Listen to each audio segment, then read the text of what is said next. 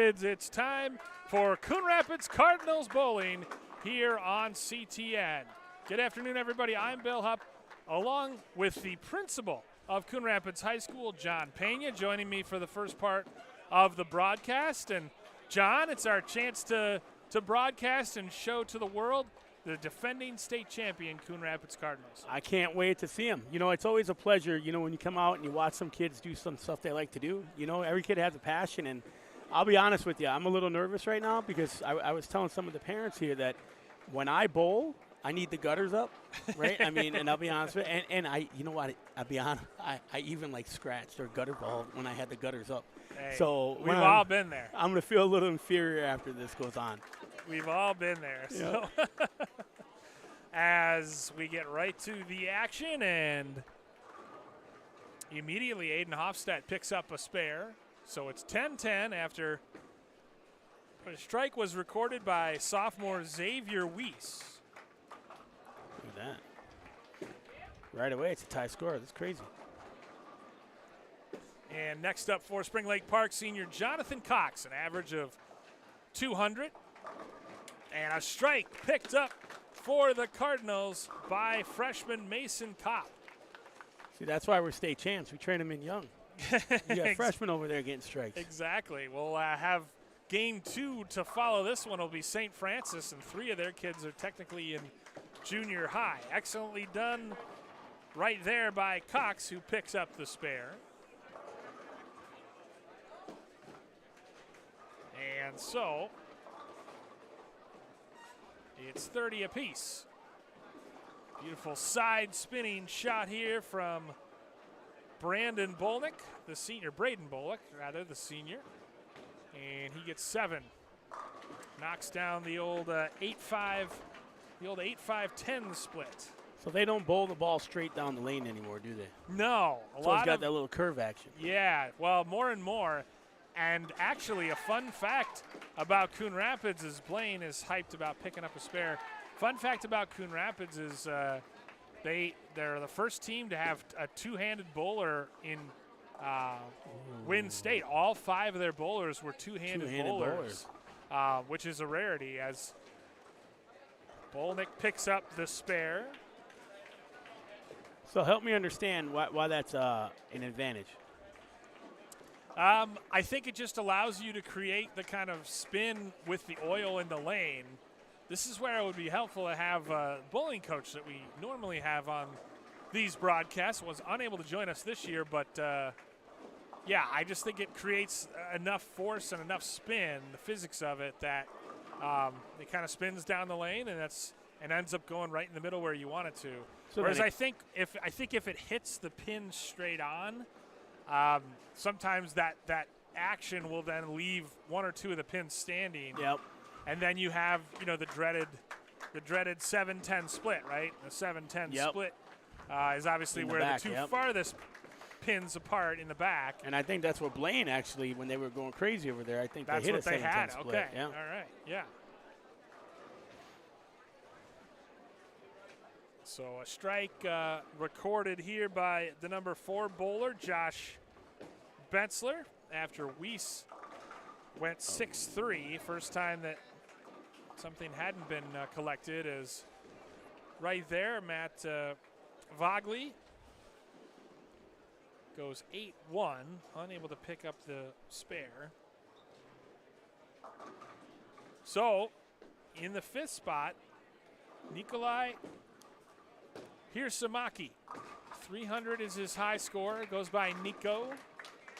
He was on the state championship team last year, as he gives a little love to Lucas Vrebeck, who just recorded a strike of his own. So 300, is that a perfect game? It is a perfect game. See, that's what I'm doing. And that's why, as you can see there there, Nico Hirmasaki collects his strike. 75-67, Spring Lake Park and Coon Rapids tangling on lanes 1 and 2 here at Classic Bowl in Coon Rapids. It's a matchup of the last 2 defending state champions in Class 3A. Oh, really? In case you didn't know, Spring Lake Park won in 2022. And then last year, Coon Rapids won. Coach Rob DeVries sitting right in front of us as the 10 pin is left here by Aiden Hofstedt. And something you were mentioning before, this kid's pretty good in the classroom. Yeah, too. he is. He's one of, we have 2 National Merit Scholar semifinalists, and Aiden happens to be one of them. So, not only is he skilled here in bowling, but he's also pretty skilled in that classroom. I mean, I walked in a math class of his, and I'll be honest with you, it was more like a reading class. There's not too many numbers going on, and I'm trying to figure out what they're doing in that class. But, he seemed to be pretty attuned to what's going on. Unable to pick up the spare there, which is what he was able to do last time. So Jonathan Cox will watch Braden Bolnick bowl, and he leaves the pin right in the middle, the 5 pin. And so my understanding is a match is the best 3 out of 5, correct? Yes. Best 3 out of 5 games? Okay. Yes. Yep. Typically takes an hour and 15 minutes or so. Coon Rapids will face Spring Lake Park, and then they'll also face St. Francis in the second game, as Bolnick unable to pick up the spare there. A couple other teams here at Classic Bowl in Coon Rapids this afternoon include Anoka, Blaine, and Andover. So classic kind of Northwest Suburban Conference action, as 2 straight spares after 2 straight strikes for Blaine. Here's Bolnick again. There he goes, back on track. Here we go. And a great bowl by Bolinek. After that was actually Mason Kopp, who did not pick up the spare before. So Bolinek gets the strike. And a beautiful answer by the bearded Josh Bretzler. He's got more facial hair than me. So, yeah, each kid gets 2 rotations per game, and there is best 3 out of 5. Of course, the coaches here are usually good pals, know each other pretty well. Still competing, but definitely have that good camaraderie. So which one would be Woody Harrelson? Which one would be Bill Murray? Between the 2 coaches. I don't know. I think DeVries kind of looks like Bill Murray. Bill Murray. That's what I'm gonna say. That's my feeling. Oh, excellent spare picked up by Matthew Vogley. Oh man, that was great. Having that moment there with his player. Coach DeVries in his 10th season in charge of this program. State titles in 2020 and 2023. 2020 was a weird year, obviously, with the pandemic, unusual. Yeah. And they just did competitions with 3 bowlers, not the full 5 teams, but an excellent job by Nico Hermasaki. 2 strikes and 2 turns for him. One of the hardest things to do in sport is to repeat. As state champs, obviously we got the 2 returning state champs right here. It's always hard to keep up that intensity, And so if they can pull it off again, that'd be great. Yeah, and everyone raises their game to try to match you, as Lucas Verback, average of 215, knocks that one home. Hirmasaki able to respond. And the coolest thing here is you watch these kids do the fist bump afterward, right? Yeah. The sportsmanship, and it's excellent. It's awesome to see in an event like this, because you're competing against each other, but you're really competing against yourself, working on your skills and techniques. Like, look at that. Yeah. So I really like to see the sportsmanship being displayed. Yeah, it's a great point by you, and Verbeek goes strike and then 9. He'll try to pick up the spare. It's 192 to 154, but obviously we're seeing what Hermasaki can do, as he and Coon Rapids will finish with a score of 162. And certainly some of the spares that they left out there ended up costing them. But, started strong and in the middle. Match 1, game 1 goes the way of Spring Lake Park. 192 to 162. So now they switch lanes, right? Yes. They swap them? Yep, they go to the other side. And so Cardinals will try to respond here. See if they can't get back to their winning ways. What is that, a 5-10? That's a 5-10 split he's got to hit? Yeah, Aiden Hofstedt. Yep. Which is not the easiest one, but doable. The Weiss brothers participating today, senior Jacob and sophomore Xavier. Oh. This is the senior Jacob Weiss. And let's see if he can pick up the 5-10 split here, Aiden Hofstad, and he does not. So that's what hurt Coon Rapids in the first game between these two. But I've definitely seen in previous broadcasts teams lose the first 2 and then win the next 2 and force a fifth set. Yeah, this is a game of like not even inches. It's like millimeters, right? Yes. And spin and everything else. Mason Kopp, the freshman, high score of 279. Pretty good if you can bowl your way as a freshman into the varsity lineup. Yeah.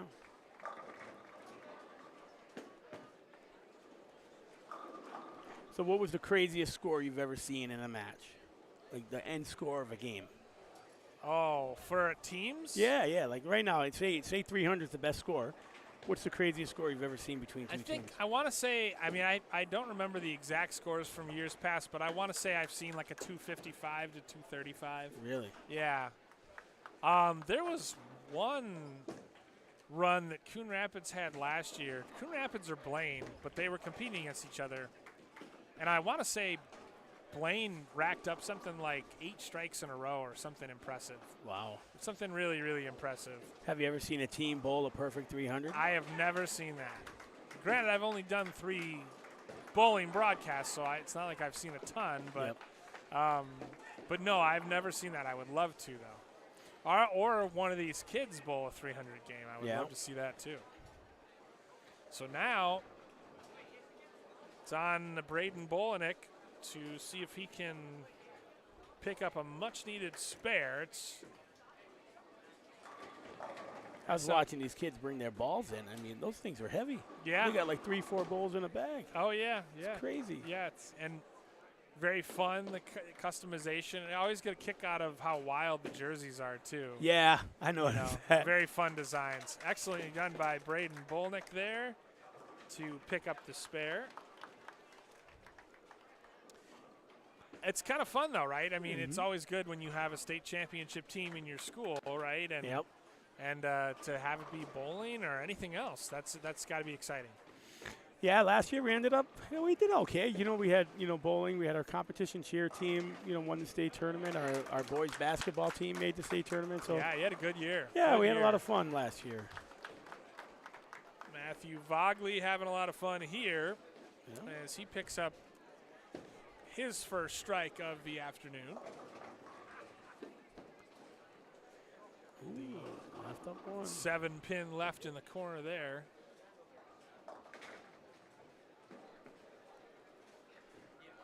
Close match right now, 57-56 here as we enter the 5th frame, or end the 4th frame technically. SLP right now the home team, and they do indeed pick up the spare, so well done. And you're right, I like the fist bumps, Yeah, it's pretty awesome. Because you don't want to win because of a gutter ball or something.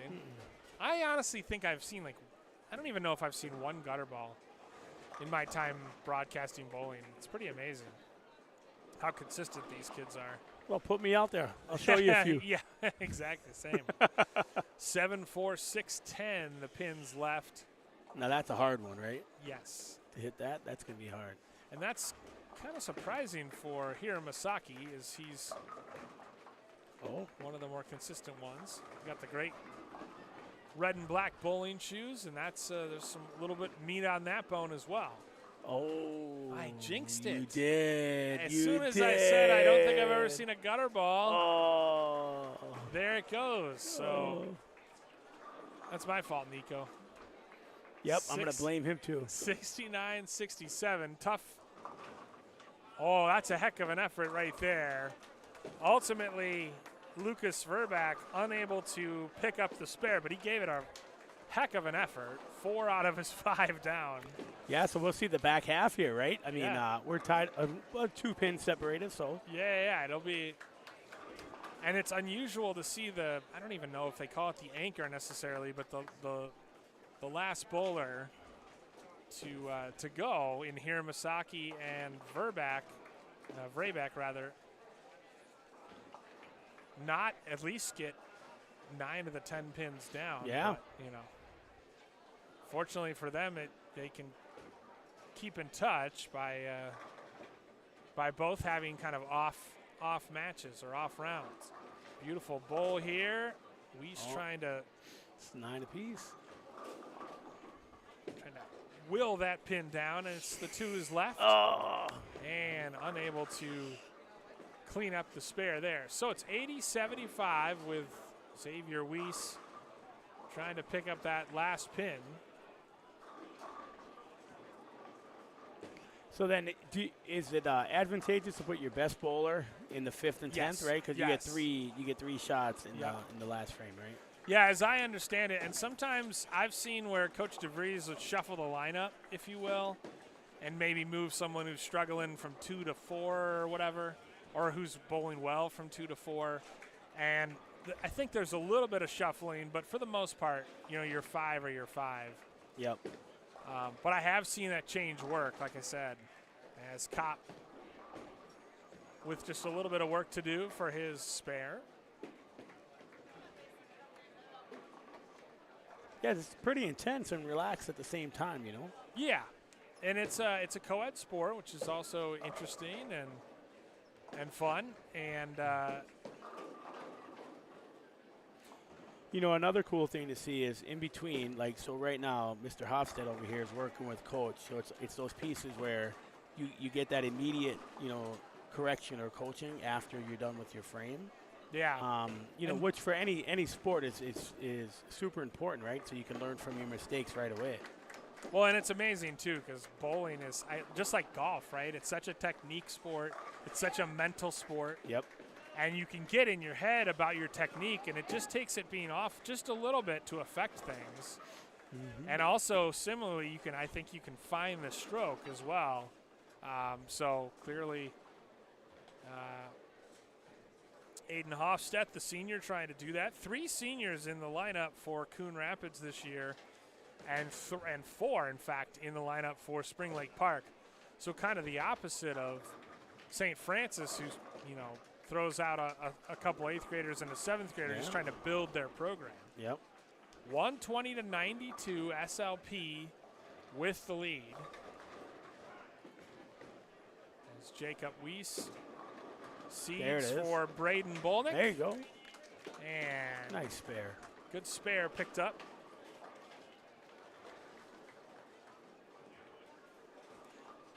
So Coon Rapids needs a couple mishaps from the Panthers, right? Catch up here. Yeah, a gutter. Maybe if I talk about a gutter ball, then not right now. Not right now. No, Coon not Rapids right kids now. going up right now. Yeah, I gotta. Yeah, later. Oh man. See, you brought up gutter ball, and he came back. Look at that. He said, "Gutter this," you know. Yeah. Good strike picked up by Vogley, who has notched 2 in a row after struggling to start. And good answer there from Josh Bretzler as he picks up a strike of his own. He's one of the – it's 4 seniors and then Jacob Weiss's brother, Xavier, the sophomore. There you go. So a big bowl here for Nikolai Hiramasaki. There you go. And he gets the strike that he was looking for.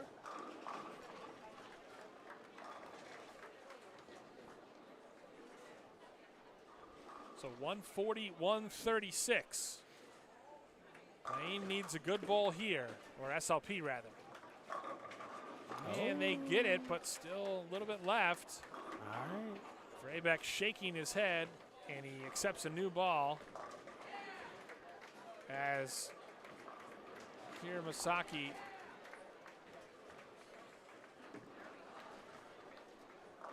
All right, here we go. He's going to get a turkey. It's about the only bowling term I know, a turkey. Great 3 strikes in a row. there as 2 strikes for Nikolai. Vraybeck able to pick up the spare. So 169, 156. Oh, if he gets a strike here, could they win? Truthfully, I don't know. Okay. They've gotten 3 strikes in a row. Here, Masaki trying to get a turkey to finish this one out. I think it depends on what SLP does. And he doesn't quite get it. 3 left. And indeed, that's not going to be enough, as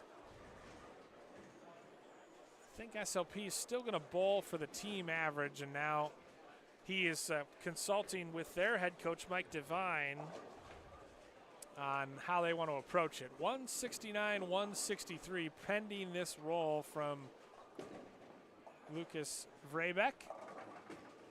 And he gets all but 1 down, and that's going to do it. So 177. Game 2 goes to the Panthers, 177 to 163. So SLP, or excuse me, Coon Rapids, nothing if not consistent. Yeah. 162 in the first game, 163 in the second.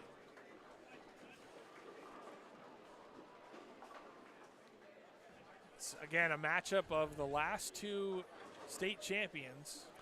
Yeah, and Coon Rapids is struggling in the middle. You know, I mean, they're starting strong, and the middle's hurting them a little bit, and then they come back strong in the end. So got to clean that up a little bit. And let me correct the record before people get upset. I kept calling him Hira Masaki. It's Hirsamaki. Oh, there you go. So, poor pronunciation on my part. Nico Hirsamaki, as neither, we'll see, both going to try to pick up a spare, and SLP unable to do so. So we'll see if Aiden Hofstedt, the senior, leading things off. I do think, like a batting order, there's some strategy to putting one of your best people first, just to start things off. Yep. But obviously the good people, if you're trying to catch up, you want them to go last. But that's quite a lot of pressure. It is, yeah. If you start think out. about it. So, hey, I got my activities director here, Mr. Thompson. All right, I will let you We're going to switch off here hand a the little bit. mic off to him. But that's this has been Coon Rapids High School Principal John Pena. John, Yeah. thanks for the time today. It's No, good to thank meet you. Nice Appreciate to it. meet you as well. And it's a fun sport. It It's a is. fun It sport. is. Go enjoy the rest of the meet.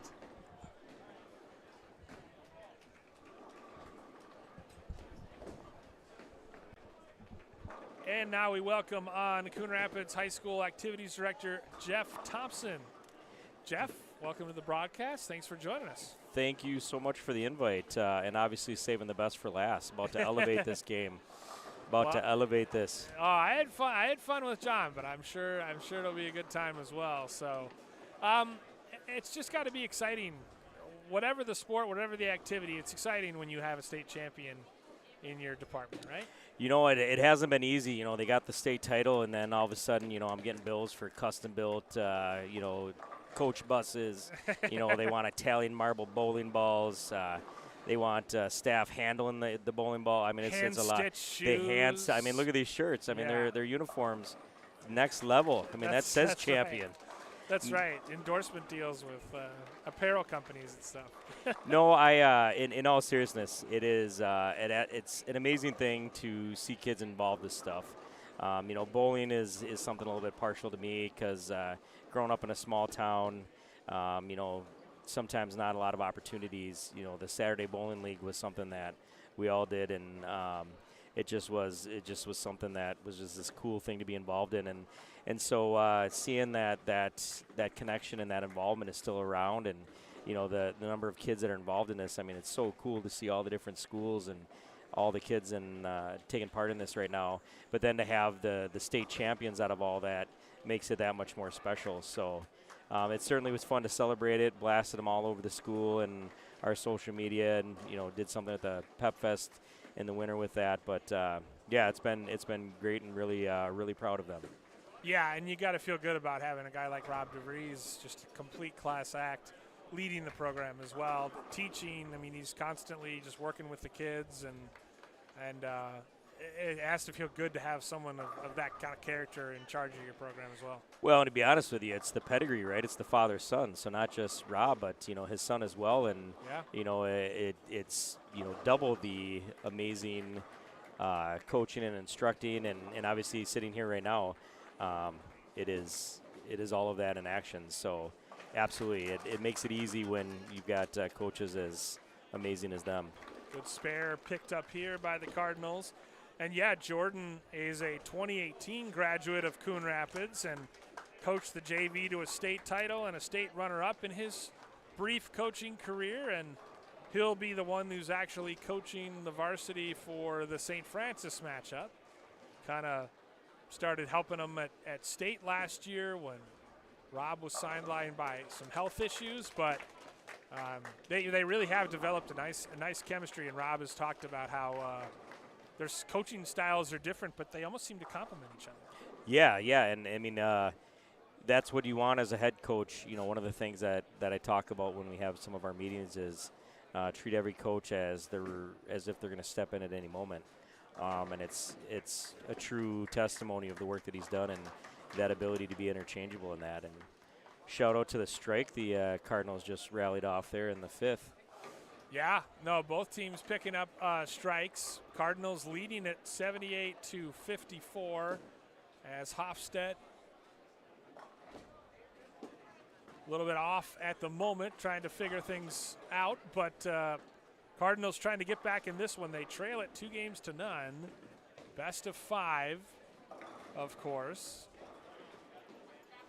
And again, here's where we're going to see what we just talked about. So Hofstedt reaching out to coach there, making some of those quick adjustments. So we'll see what he got out of that. Yeah, he had a long, involved conversation with Coach DeVries before, and he manages to make something out of that. Yep. There we go. As the coaching happens, and what's cool is it is such a technical sport, where you can. And it's so mental, right? I don't think people think enough about how mental bowling is. So I married into a little bit of a bowling pedigree. My father-in-law's got 9 300 games and all the rings to match it. And the one variable that I just learned recently was the degradation of the wax on the lanes and how you look for certain things and how the ball moves. So Rob's sitting back, watching to see how those balls are moving and making those adjustments that go along with that. Yeah, beautiful strike racked up here. As that was Jonathan Cox who bowled that, and a good answer for Coon Rapids and freshman Mason Kopp.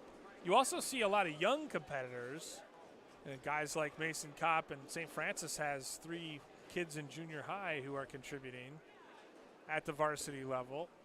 So that's not something you see typically either, but I think the amount of side spin they get too is impressive. Like this is my 3rd year broadcasting this event. I could not believe how good the kids were. Yeah, it's and there's some cool opportunities besides what's happening here, but I was on the receiving end of this. In Fayette, my son took a class that they bowled and did a unit bowling on. And that's where they were learning how to do that spin. And so he, unbeknownst to me, he asked me if we could go bowling and wanted to throw a little wager on it. And then he ended up waxing me with that spin.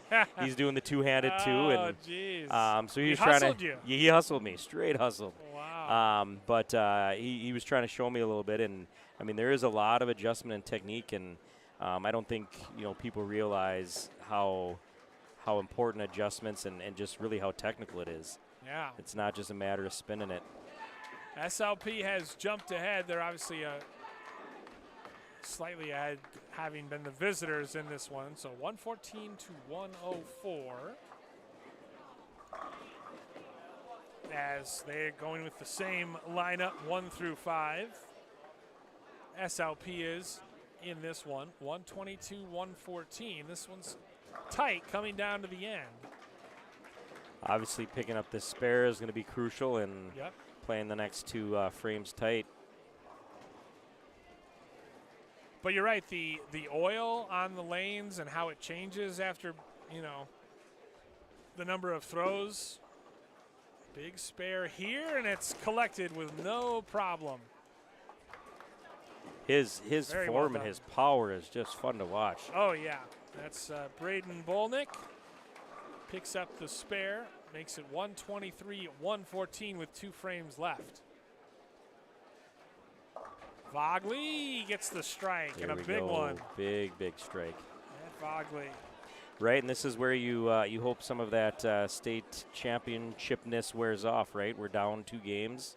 A little bit of a lead here, but this is where you hope that they push through and, are able to overcome a little bit of this obstacle. Great response there from Blaine. As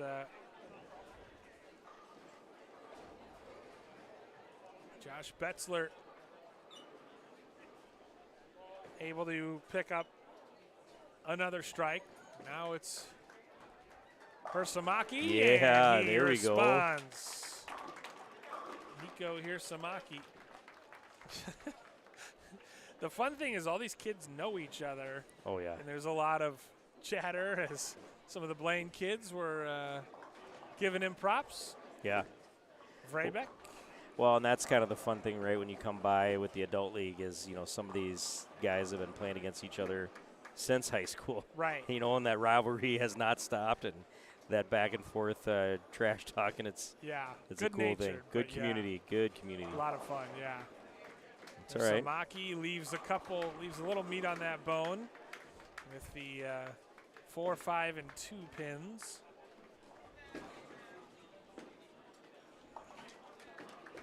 Spring Lake Park not backing down. No, good spare picked up, 177 to 154. So big spare on the table, but Nico has been a clutch performer for this Coon Rapids team in the past. Oh, a little bit of a stutter, but it didn't matter. Nope, He got it. cleaned up his spare anyway. So 180 the target to hit for Spring Lake Park, and now they're maybe going to change balls to try to respond. He's going to his bag is Vrebeck, Lucas Vrebeck. So SLP trying to stay alive. 180, they're definitely their highest total today. As I imagine Vrebeck needs probably 2 strikes. So he goes with the heavier ball. And did And not didn't quite get it. So that will do it. 180 to 163, the final in favor of Coon Rapids in game 3. So we will have a game 4 as the 2 teams switch sides of the lane. They don't waste a lot of time. They go right to it. You want to keep that momentum going, right? Yeah, exactly. So what else is new these days in the Coon Rapids activities? What are the hot topics right now? A lot busy time of year, isn't it? It's one of the favorite times of the fall, which is the section time. Mm-hmm. And so we had 2 really good games from our soccer program. Unfortunately, both losses, but just the team stepping up and elevating, and new head coach Matt Backberg from the boys' side just did a phenomenal job. Ben Benson on his 2nd year also doing an exceptional job.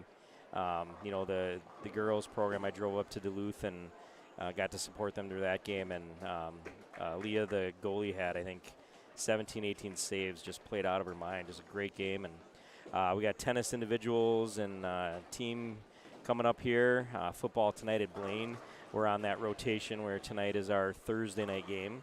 Yep. So we'll be playing football tonight over at Blaine. So I'll get be down on here. the sidelines Yeah. for the next game, the season finale against Farmington. Against Farmington, the regular season finale, of course. Yeah. And Yep. these days, Coon Rapids is in 5A, right, or lower? We're part of 6A? in 6A. Yep. You're in Nope, 6A. We're in okay. 6A. Yep. Okay. So sometimes it's on the borderline. I know with yeah. attendance and whatnot. Yep. It has to do with attendance. So those decisions aren't made until after the season.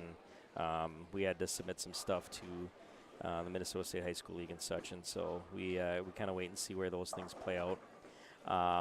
Cross country conference last night. Lachlan Demmer, hard fought, almost eked out a first there, but ended up coming in second. Both the boys and girls, varsity and JV teams had great performances. Some amazing PRs. Swimming just having their senior night this week, just coming off homecoming. Always great stuff happening. One of my favorite events this Saturday at US Bank Stadium. If you got nothing going on, come out and check our marching band. And it's one of the premier showcases of marching band talent throughout the state. So it's always a good thing. We got our fall dance show happening this Saturday at the school. That starts at 11. So we are always shaking and moving on the activity side of things. Yeah, it's I've thought about it before, and I'm trying to figure out. You would be able to answer this better than me, but is fall, winter, or spring the busiest time of year in terms of the most activities going on concurrently? Yeah, so that's actually a very common question I get, and the reality is each of the seasons provides something unique. Fall, the busy of fall is because the school year is starting, and that brings a kind of its own type of pace. Oh, unfortunate gutter on that. Yeah, couldn't clean up the spare. 39-36, Spring Lake Park leads it over Coon Rapids right now. But then winter has a lot of contests between wrestling and basketball, hockey. Those are sports that have a lot of games, and so that's busy. And then spring when you get weather and obviously adding boys volleyball now, that brings and then the end of the school year and all of the stuff recognizing graduation and things like that. A lot of good stuff going on. So they each have something different. What went into the decision in terms of whether to have boys volleyball be a spring sport or a fall sport? A couple different variables. Obviously the biggest one is space and transportation, and so they wanted to look at how would that be an impact if it was in the spring versus the fall. I think, to be honest with you, another factor was officials. And so we continue to, have some needs for officials. Shameless plug for those of you who are on the fence about being an official. Yeah, go be an official. Go, please do it. But yeah, so it just made more sense to go in the spring. It's been in the spring, and so looking at the impact on other sports, we kind of felt as we were having discussions and offering feedback, we kind of felt that nice strike right there. Yeah, great strike by Nico. He's on a heater right now. 66-59, two straight strikes for SLP, trying to make it 3 and unable to do so. Vrabek leaving the 10 pin out there. Yeah, so ultimately they landed on it staying in the spring, and then kind of going from there. So and Coon Rapids has a pretty dedicated and solid boys volleyball program already. And not just Coon Rapids, but Anoka Hennepin. Andover has won state a couple times. Champlin's had a good program. Blaine, yeah. So SLP's got a good program. Yeah. It's a fun place to. I'm really excited for it. Obviously, you have some of those opening jitters. You're thinking about the impact on other programs. So obviously you don't ever want to take away from something. But, it'll be fun to see. And obviously, from the Olympics, volleyball continues to be a favorite both on the men's and the women's side. So nice that kids will have some opportunity to maybe chase those dreams. Yeah, that's exciting. And, yeah, it is just a fun – and then you're going to get into November where you're going to start having overlap with other activities as well, which is always an interesting time. Yeah. Football, football has the latest playoff, so that's, one that sometimes impacts basketball and wrestling, as those things carry over. And Coon Rapids has had its share of good wrestlers over the years as well. Oh, phenomenal. I started out in Anoka Hennepin head coaching at Andover, starting that program. Oh, okay. And, they were one of those programs where just every year they just always had just phenomenal teams and obviously great coaching. It's fun being on this side with Adam Tronson starting his second year as a head coach. But how did you think he did in his first year? Oh gosh, he did a great job. He's got some cool ideas and some really good stuff with scheduling, providing us some opportunities. We'll be in the Christmas tournament this year, so it'll be fun to see that caliber of performance. Yeah, to be honest absolutely. With you. Now, Anoka is one of those schools that's traditionally had good wrestling teams as well, right? Yeah, absolutely. Just rich history and tradition, and it's always a fun rivalry. We have that golden shoe match, and actually we start out the season this year taking on Anoka. So okay. It'll be fun to start out the season with a win against Anoka. You hear that, Anoka? You better be running. Get in the gym. Yep, exactly. Oh, geez. 114 to 103. Coon Rapids trying to win this and force a fifth and decisive Game 5. Bill Hupp, along with Activities Director Jeff Thompson. We thank Jeff and Principal John Pena for joining us on this broadcast. I do have a little bit of apprehension now that I see Principal Pena down in the boulders area wearing street shoes. And ironically, big sign blasting right now, do not wear street shoes. Principal Pena jeopardizing our stability here. No street shoes past the carpet. I was about to say, I think he's safe as long as he stays off the wood, but you're right. You got to read carefully. 2 straight strikes for SLP have made their lead 134 to 121. Don't forget, we'll have the nightcap of this doubleheader, afternoon-evening doubleheader, with Coon Rapids and St. Francis. Answering back with a spare, so we're keeping it alive. Yeah. Now, how do you, as activities director, how do you decide sort of what events to try to be at and take in, or do you try to watch as much as you can? I try to watch as much as I can, much to my wife's chagrin feedback. I try to catch something every day, and even if I stop in for a little bit, I think it's an important part of the job to always understand your why. And, sitting right here, I could not be happier seeing, these individuals compete and knowing that, that's something that you're part of. So, sometimes get busier. Last week, I don't think I slept or was at home at all last week. But, I said this at our Hall of Fame induction dinner on Friday, that sitting back Wednesday night, watching our stands filled with community members supporting the Power Puff and, wearing matching shirts and cheering, and the kids, you get that moment to step back in your own high school experience, and just happy to see those things that are important in those traditions and just that joy that activities bring. Really difficult 7-10 split picked up by Spring Lake Park. So now it's 162 to 138 as the heavy hitters at the bottom of the order go step up.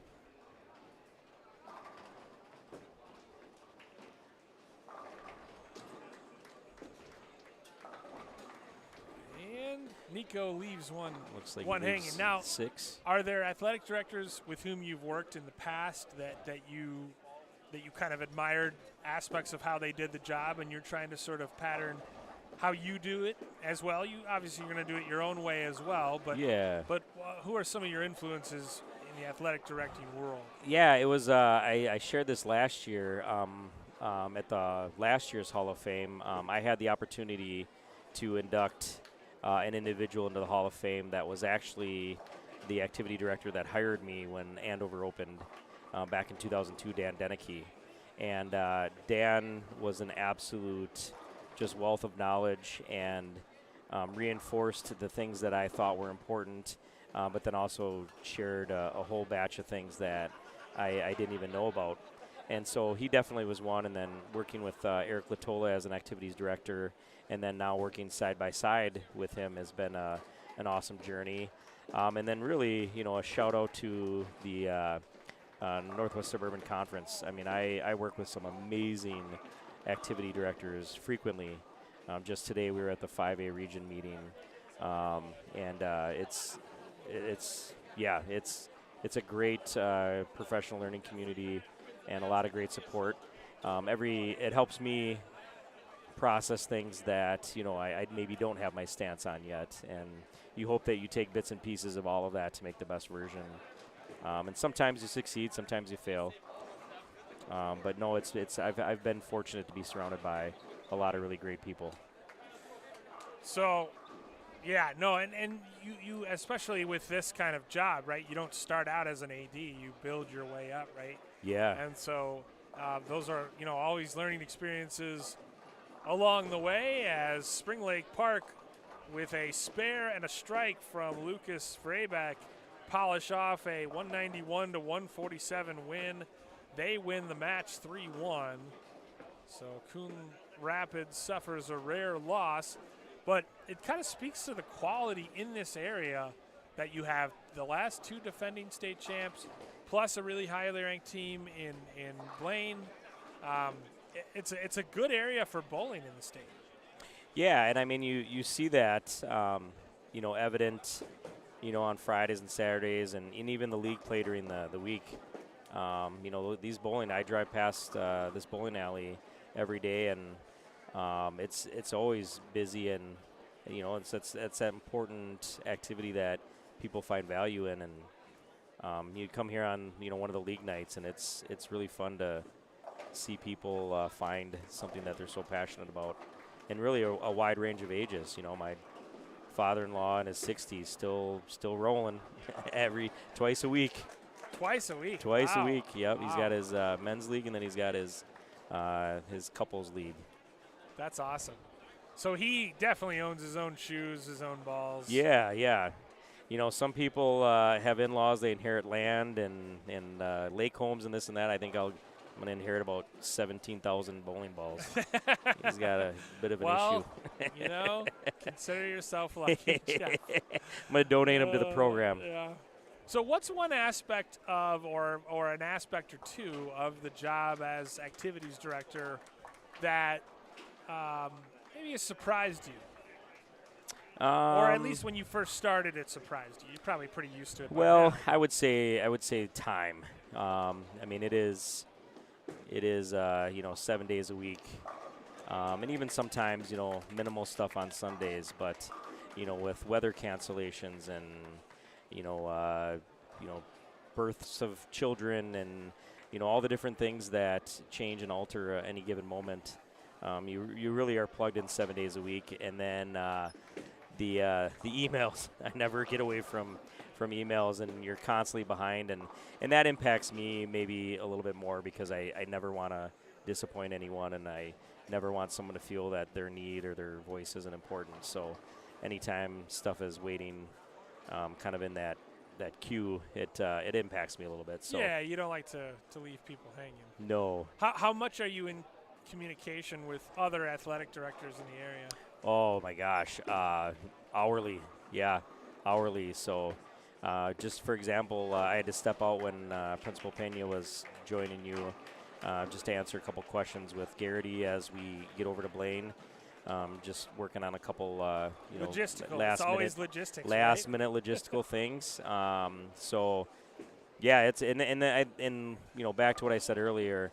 I find that to be a positive. Like, it's great to have a team of people there to support, because when I reach out, they answer. And it is amazing the things that happen. I mean, last year with the East Gym flooding, I mean, how do you prepare for that? You lose 1/3 of your teaching space during the daytime, 1/3 of your practice and game space, and what do? You just you reach out and you problem solve, and you find other places to practice, and in that community they pick you up and they help you through that. So complicates things for sure. Yeah, for sure.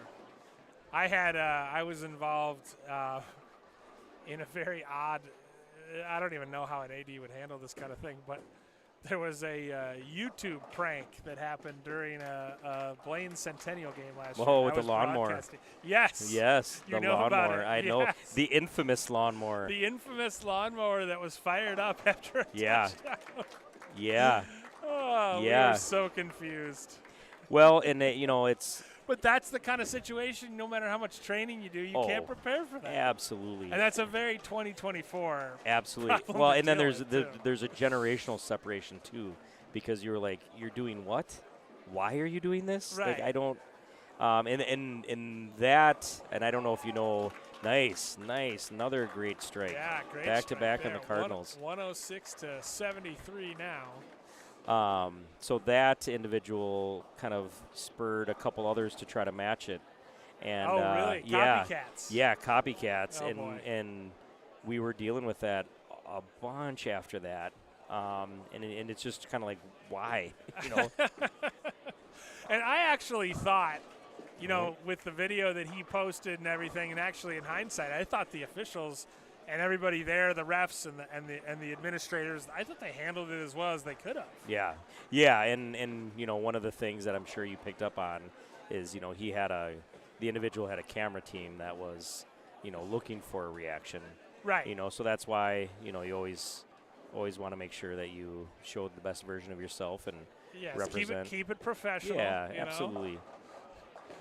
But also, you can't do that here. yeah, absolutely. And it allows for some great back and forth. So, in fact, today I asked Garrity if he wants me to keep an eye on the fence for lawnmowers, and, and he shakes his head. Oh, yeah, he's probably gonna be hearing that one for a while. Oh yeah, you don't live it down, that's for sure. No. Trying to pick up so close to getting the spare there. Mason Kopp, 131 to 83. Haven't spoken to Coach DeVries, but I believe this is just a fun practice round. It's not since the match has already been decided, to the best of my knowledge, anyway. Yeah, and you'd think this is good strategy with a doubleheader. You want them to shake off whatever little bugs they were working through in that last round, and hopefully they come with the next game. And we have St. Francis next, right? St. Francis, Yep. yep. So, who, last I checked, like I said, they've got a 9th grader, an 8th grader, 2 7th graders. So, it's a young squad, but they're just trying to kind of figure things out and probably be pretty good in the future as they have a new first-year head coach. Yeah. Cardinals with another good power strike. Yeah, Spring Lake Park. But Spring Lake Park's Park getting a turkey. Got a turkey, yep. It's like the one phrase everybody knows. Everybody knows. Yeah, they're 2 freshmen, an 8th grader, and a 7th grader for Cody Buckingham's squad. Yeah, the fun fact about the Cardinals is that last year they were the first team with 5 two-handed bowlers to win state. Oh, very interesting. That's the first I heard that. Yeah, that's something that Jordan DeVries, has helped sort of introduce. But state champions in 2023 and 2020, as it's now 160 to 155 as we enter the back half of the 9th frame. Spring Lake Park picking up another spare. Yep.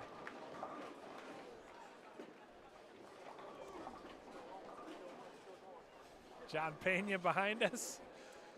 It's, if you'd told me in the mid 90s we'd be all taking photos of ourselves selfie style, I wouldn't have believed you. But just letting the viewers know, email me if you want to see the photographic evidence of Principal Pena wearing the street shoes in illegal areas. 159 to 162, and Samaki leaving one pin out there. That'd be so fun to bowl a 300 game as he's done before. Yeah, I had the opportunity to be there for one of them. And, oh, really? Okay. And it was it's one of those where does the whole team get into it? Well, so again, unbeknownst to me, is when the score starts running up, and this is my one experience. Maybe this was us, and it was here actually a classic bull. But as he was getting closer to it, then no one acknowledged it. Oh, it was like a no-hitter. Yeah, and Okay. so there was a lot of cheers and excitement when he was throwing strikes, and then there was this like moment where like no one even looked in that direction, but they'd kind of be peering out of their eyes. And so I'd ask my wife, I'm like, what's going on? She's like, just don't say anything, don't say anything. So it was, and then when he hit it, the place went nuts, and they made an announcement, and That's fun. yeah. And he There we go. rolls Nice. another strike there, so a strong finish. 181 to 179. Spring Lake Park will bowl one of these, but handshakes all around. Yeah, good sportsmanship between these two longtime rivals, the two latest defending state champs. Yeah, that's, I mean, the stuff you like to see, right? You got coaches celebrating both sides. You got kids celebrating each other. Yeah, no doubt. And they're eagerly watching that last frame. Which both was sides. a strike for Vrabek. Yeah. So 191, 179 in Yeah. the, I suppose you call it exhibition Yeah. portion of things. So are you going to be heading over to Blaine then after this for the Yeah, football game tonight? yep. We'll go over there and then watch the Cardinals get their first win. Sam Shaughnessy will be a handful, but if you can contain him, Yep. Yeah. I was there last year when he took over in kind of an emergency situation, and then and then ran wild. It was fun. You know, and how cool is that to see those moments, right? When somebody waiting for their opportunity steps up and then just absolutely dominates with it. Yeah, very exciting indeed. So that'll do it for us here for game one. Again, Spring Lake Park downs Coon Rapids 3-1, 3 games to 1. We'll have the second half of this doubleheader coming up as Coon Rapids faces St. Francis next on CTN. But thanks in the meantime to Activities Director Jeff Thompson for coming on the broadcast. Jeff, good to see you again. Thanks so much for the joining us. opportunity, and thanks always for covering Cardinal Nation with the exceptional coverage you do. I'm no Joe or Howie, but I try. Hey, it's better. It's better. You tell Joe and Howie that John and I are coming for their spot. Will do. All right. We'll be back in a moment here on CTN.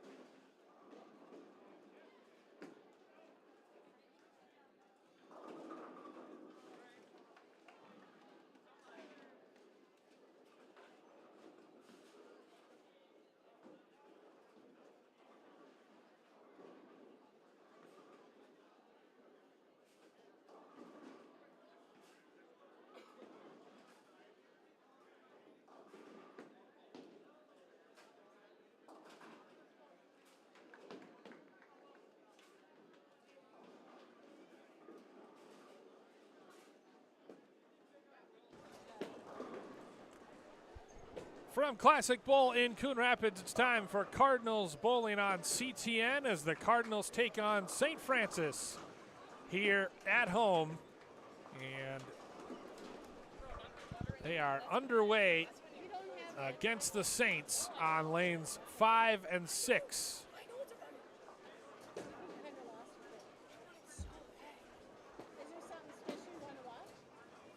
Right now, it is 8-6 in favor of Coon Rapids.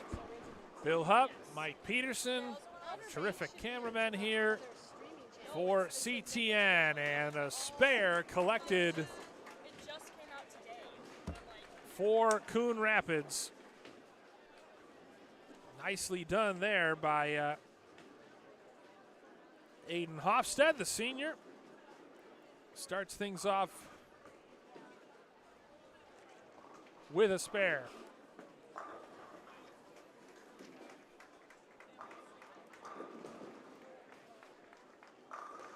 Next up, the freshman Mason Kopp rolls in a strike.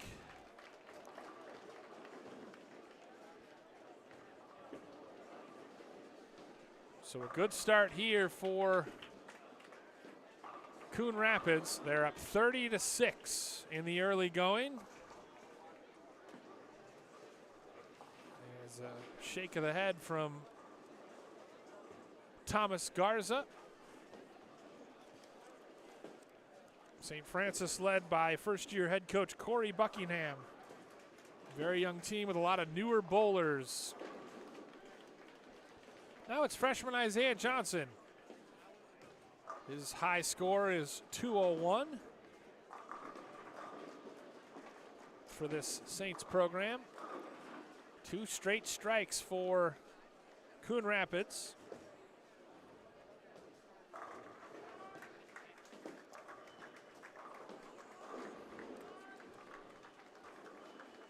Bill Hupp flying solo for this second match. We, again, big thanks to Coon Rapids High School principal Jeff Pena and activities director Jeff Thompson for joining us in the first match. That one was won by Spring Lake Park 3-1. Now they're bowling against Blaine in what should be an outstanding matchup. Andover and Anoka tangling on lanes 1 and 2.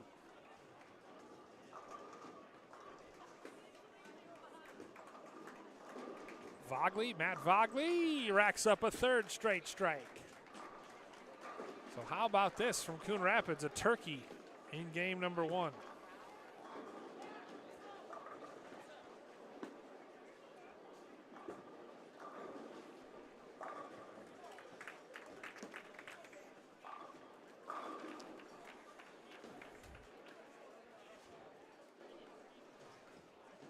Putting the pressure early as St. Francis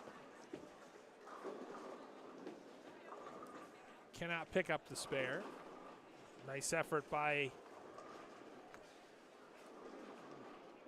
Carmen Langsfeld, 9th grader, or beg your pardon, that was 8th grader Caleb Johnson. Langsfeld bowling out of the 5 spot now. 80-29 in Langsfeld.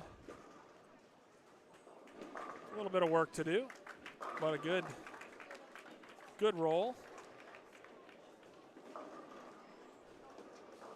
Nico leaves the 3, 5, and 10, 3, 6, and 10 pins rather.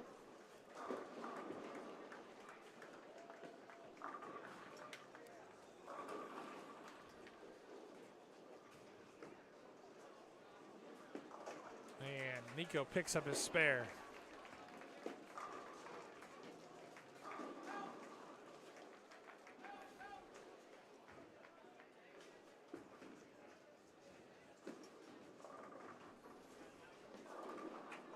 One of the most just melodic sounds.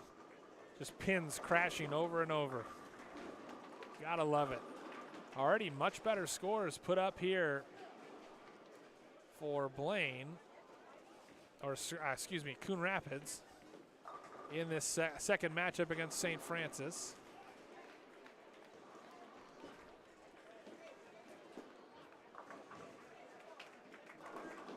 Bit of a delay in the action as some coaching instructions handed out to Langsfeld.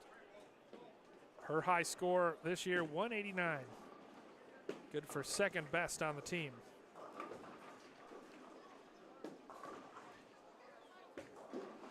Seventh grader Sean Buckingham, son of Corey.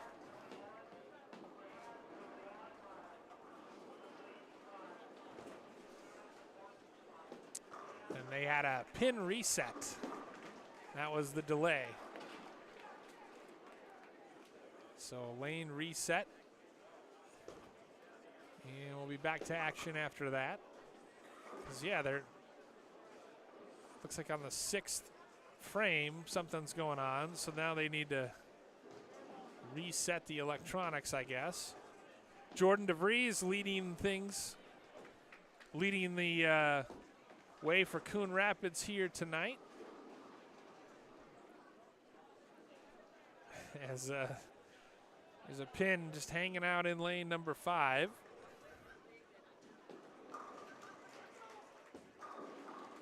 And swept away.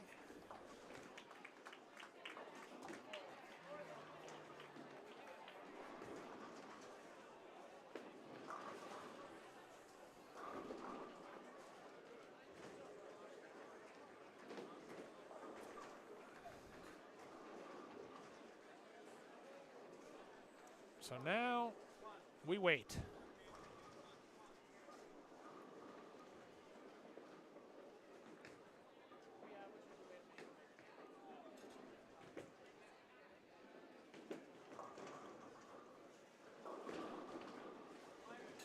Everyone in the colorful jerseys and black pants. Trying to reset things electronically here on lanes 5 and 6.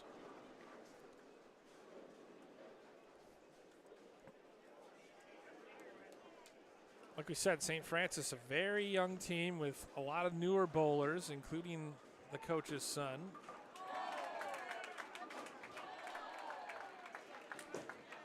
And Langfeld almost able to pick up spare. Not really sure why she couldn't. Good sportsmanship by Coach Jordan DeVries. And we'll see how things progress for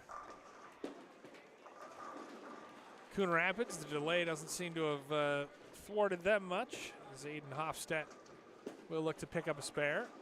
And near strike there for Colton Hasselback.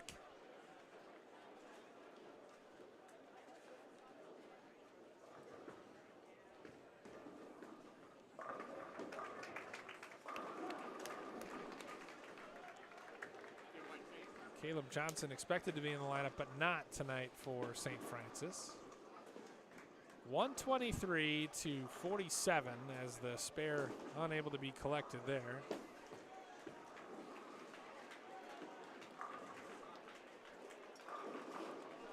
So that brings up the freshman Mason Kopp. High game this year of 279.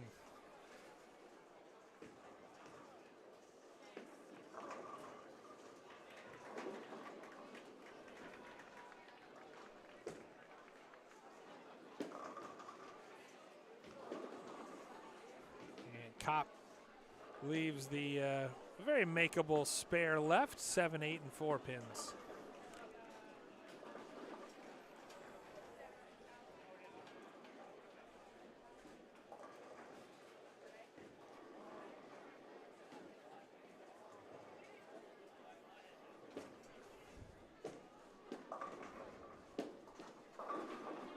And Kopp sweeps away pin number 7, but leaves a couple left, so slowing down a little bit, but still 132 to 53.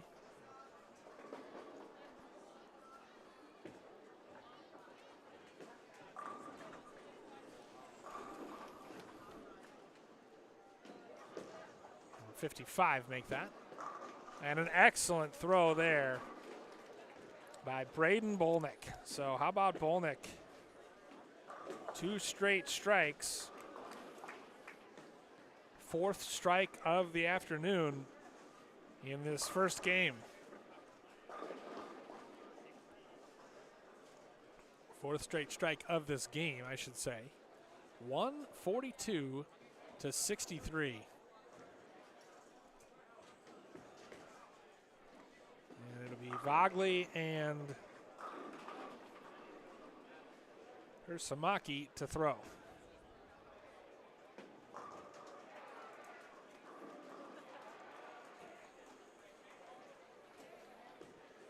Johnson unable to pick up the spare. Isaiah Johnson, freshman, along with Colton Hasselback. 7th grader Sean Buckingham, the elder statesman of the group, junior Thomas Garza. As Sean Buckingham, 170 high game, just a 7th grader, with his dad in command.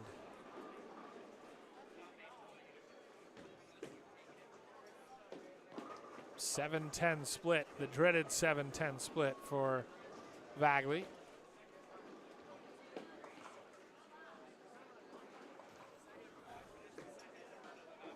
Vagley unable to pick up either.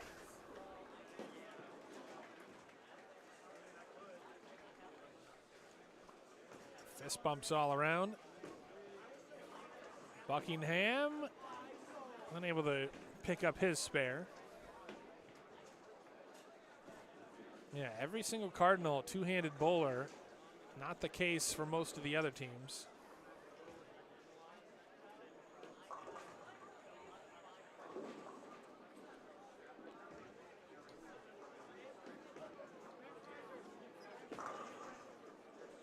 And nearly a strike.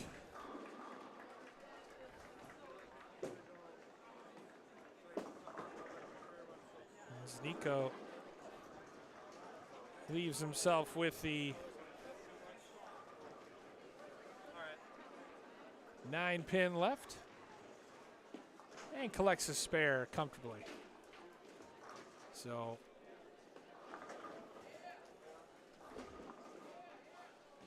going to get another ball is for Samaki. SLP basically doubling up St. Francis here, 168 to 80.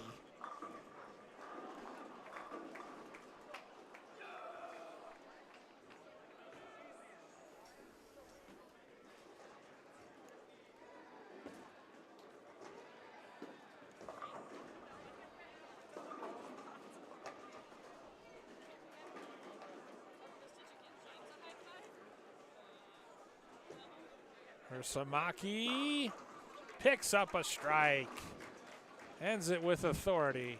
We'll have one more roll. No, that'll be it.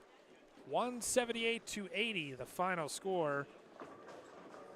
Best score of the day for Coon Rapids, excuse me, as the Cardinals win it 178 to 80 over St. Francis. The two teams will switch sides and do it again. Best 3 of 5. Games 4 and 5 if necessary.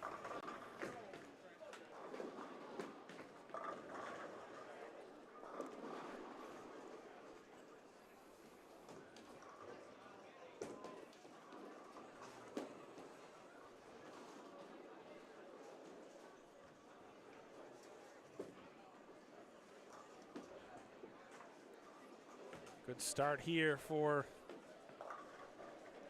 Aiden Hoffset as Jordan DeVries decided to do the same lineup as his dad, who's down coaching JV. This is kind of the system they've developed. Jordan will coach one game, his dad will do the other, and then they'll flip-flop, trading places with varsity and junior varsity. And I think it's good for the kids. A little bit of different perspective. According to Coach DeVries, Rob DeVries, I guess I got to be specific when I talk about that. Spare is left hanging, both teams with a 9 to start. as Kopp will step up. Mason Kopp.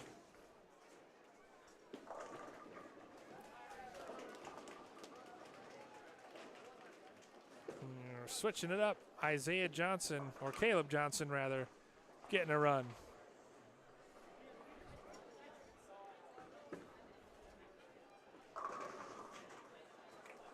And a good strike meanwhile for Kopp.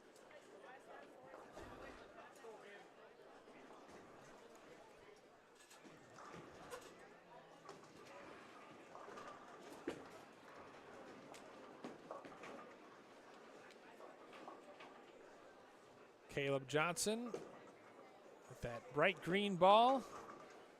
Oh, just can't quite get his spare. It's funny, they had the kids fill out this questionnaire about, you know, what they enjoy most, and I would say 90% of the responses were meeting new people and hanging out with my friends at the bowling alley. It's just what it's all about. Braden Bolnick spins that one and will leave himself with a difficult spare to pick up. But a nice effort. He's got the 2-10 split. Coon Rapids defending state champs. Won it in 2023. Spring Lake Park also here at Classic Bowl in Coon Rapids this afternoon. State champions in 2022.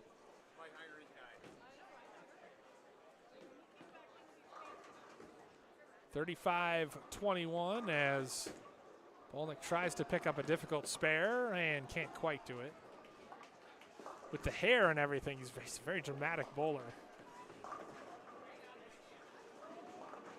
So 37-26 now the score.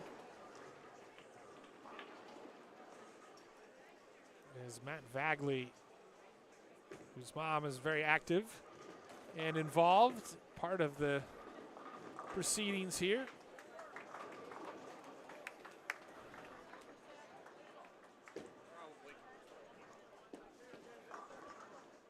Good roll there by the coach's kid, Sean Buckingham.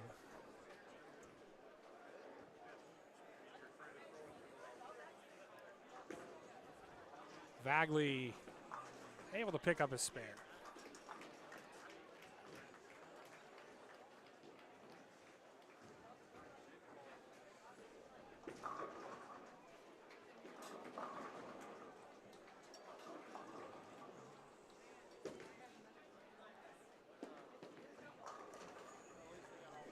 Buckingham has had a tough time picking up his spares today, but he's putting himself in good position to get them.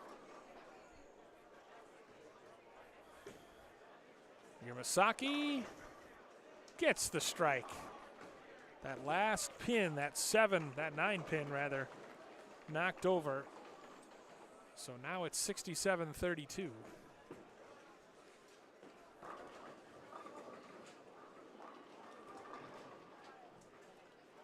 And this should be a clean sweep for Coon Rapids. A lot of bowling left to do, but Coon Rapids bowling well against a young team like St. Francis.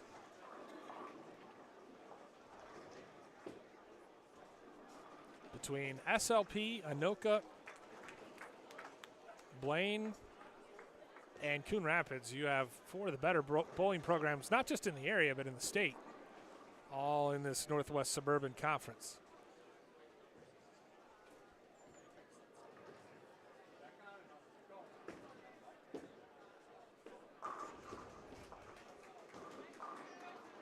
(67-39) as the rotation turns over and senior Aiden Hofstedt steps up.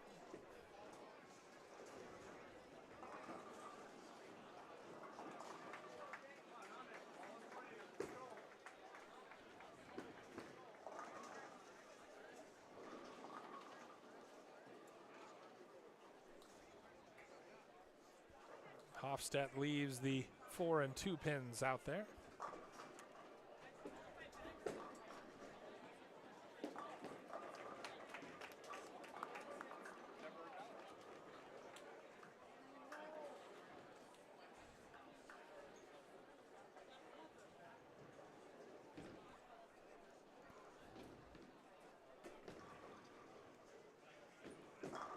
Hofstad to pick up his spare. Can't do it this time.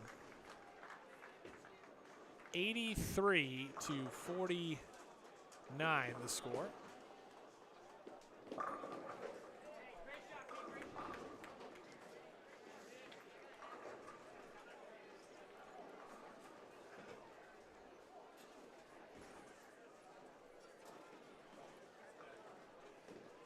Mason Kopp has been bowling it excellent in this second match. 3 straight strikes for him. Make it 4. He is on fire right now, the freshman. Just extending their lead. He's got 2 of the 3 strikes for Coon Rapids. And it is a nice bounce. It's a cool story. Jordan DeVries graduated in 2018.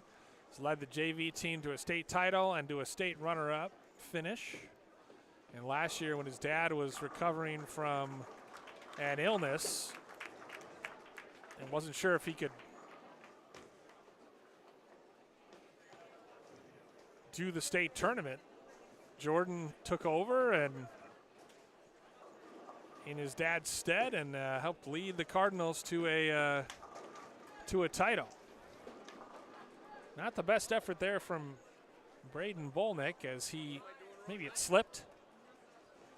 Grabs the rag as that one goes into the gutter. A rare mistake from the Cardinals. 93-63.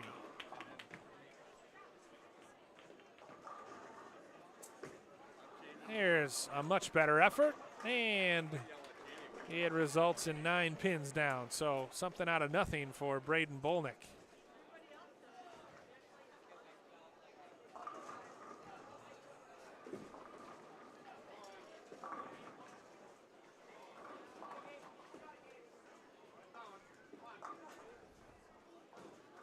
$111.63.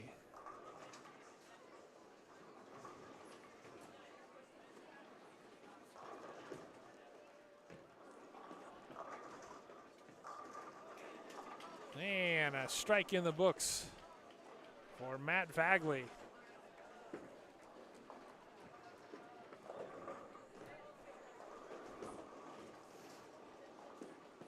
So the strikes continuing for this Coon Rapids Cardinals team as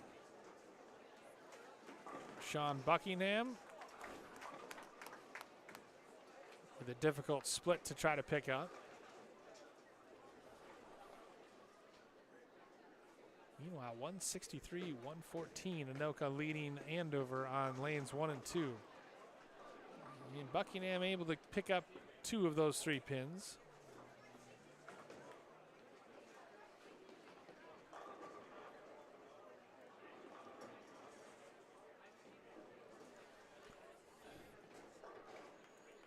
As Nikolai Ursamaki racks up another strike for Coon Rapids.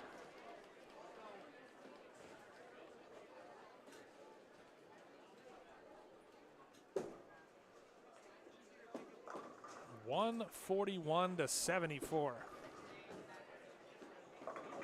Cardinals in command here this afternoon. I'm surprised more kids don't scream and pump their fists. You don't see too many jubilant reactions. No Pete Weber's out here. And Nico leaves that one out there as the 4-pin left standing. But another excellent effort.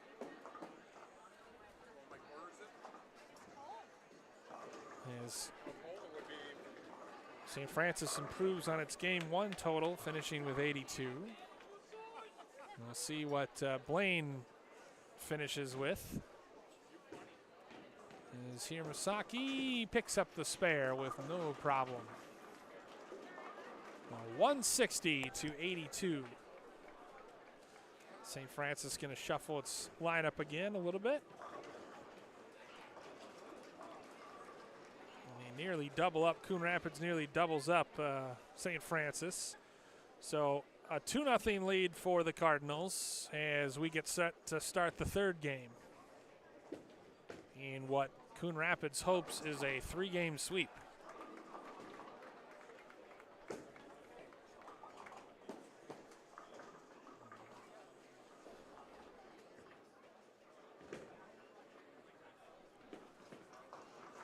Cardinals have looked pretty dominant in the early going.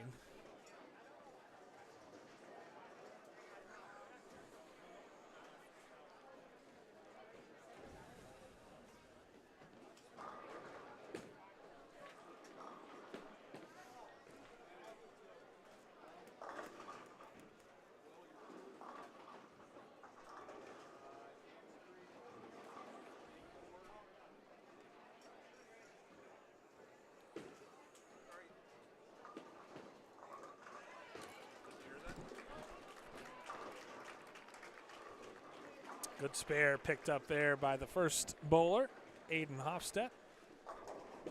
St. Francis has shuffled its lineup every single game.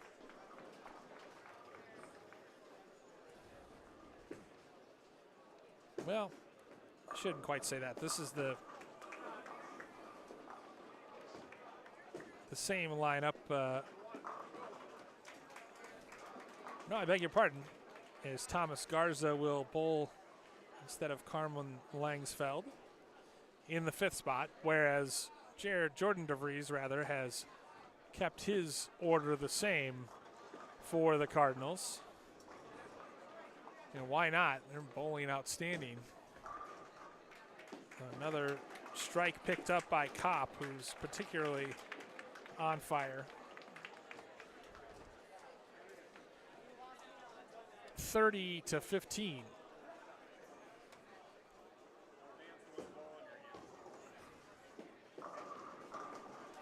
And well done there by Braden Bolnick.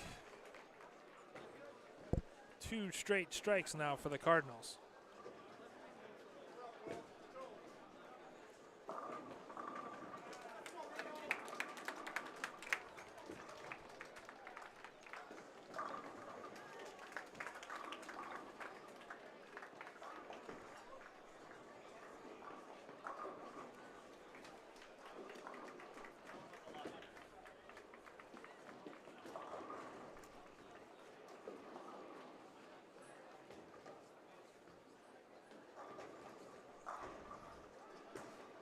Buckingham.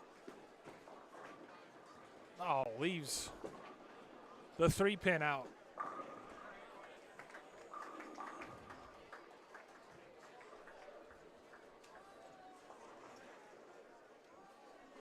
Bagley with a rather challenging 8-2 split.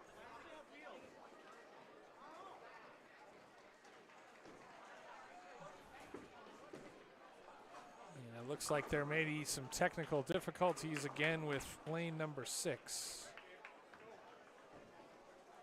74-53. Big thanks again to producer Mike Peterson for getting this broadcast on the air today, and for our camera guys Matt and Luke for helping us out. Making us look good. Good spare picked up by Bagley. 78-53. I tell you, these meets do click along. Kids they get up and they're ready to bowl. There's Nikolai Hirsamaki. Try to make it 3 strikes in the last 4 frames for Coon Rapids. And he does. With authority. Excellent job by Nico Hiramasaki. 3 strikes in this game so far against the Saints. 98-53. Make that 98-58.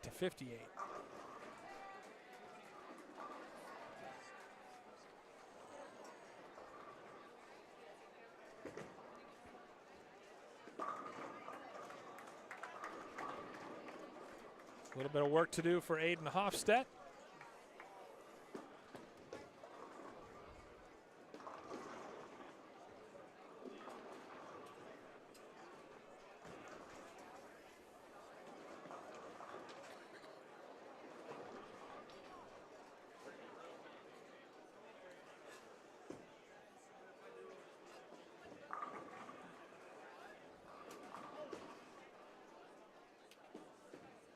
And Hofstad able to pick up his spare, no problem.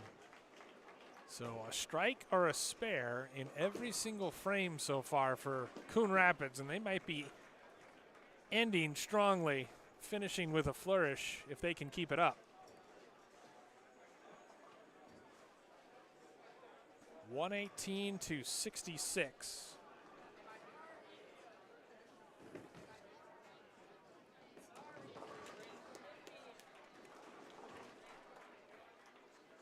Caleb Johnson now for St. Francis.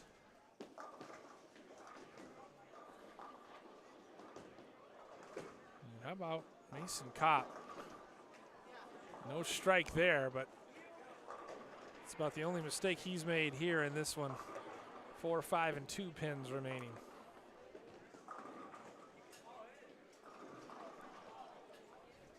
See if he can keep the spare strike streak alive.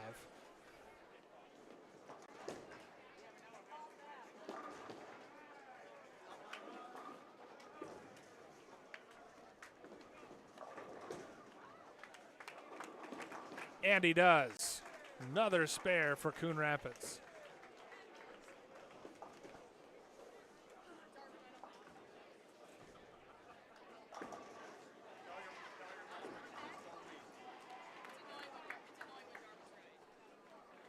On 35 to 76.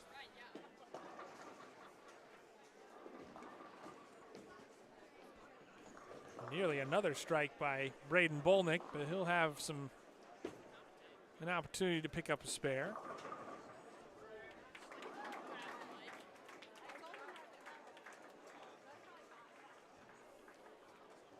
Final few frames here from Classic Bowl in Coon Rapids.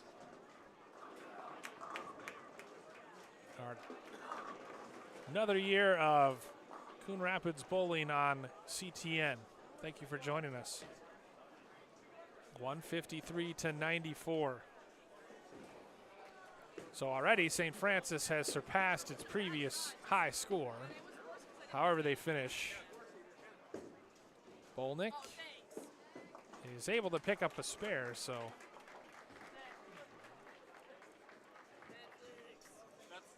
that's a 10-yard flag on you for holding.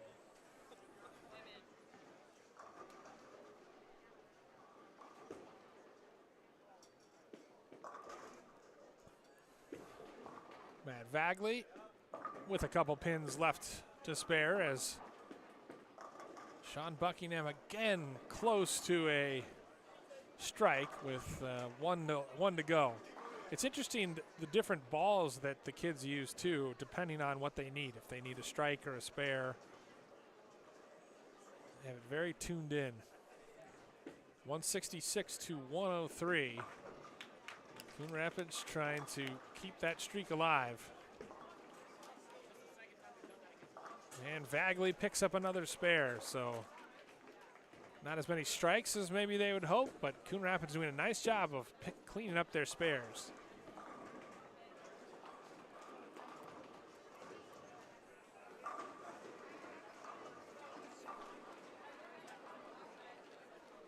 Fun to see the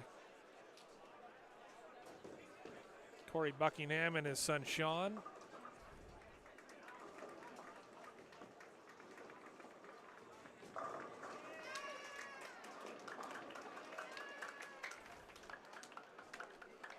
.124 now the score for St. Francis as Nico Hermasaki steps up and drills a strike. Beautifully done by Hirmasaki. You're funny. Coon Rapids in this game has gone spare, strike, strike, spare, strike, spare, spare, spare, spare, strike. So pretty good effort cleaning up those spares. 190 to 128.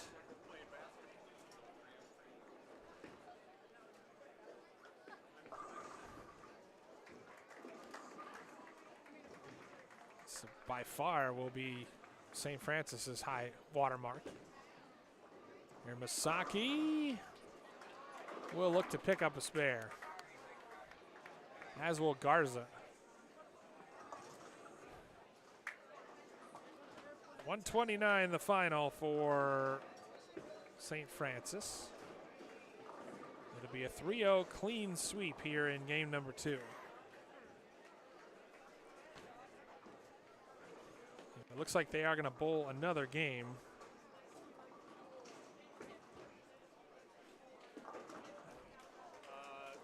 Imasaki cleans it up, and even 200 on the scoreboard. So Coon Rapids wins it 200 to 129. They finish off a clean sweep.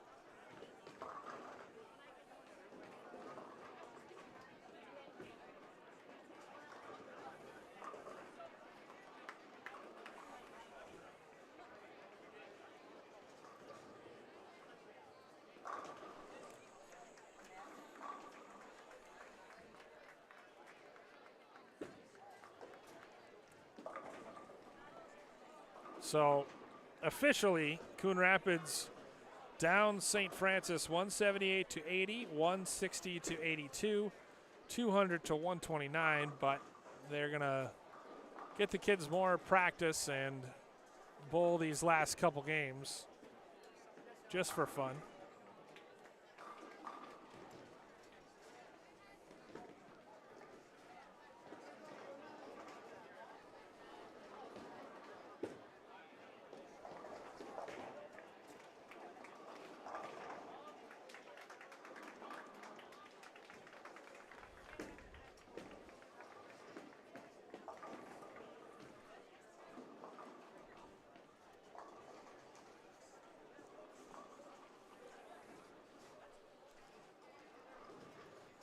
Again, if you're just joining us, Coon Rapids fell to St. Francis, or to SLP rather.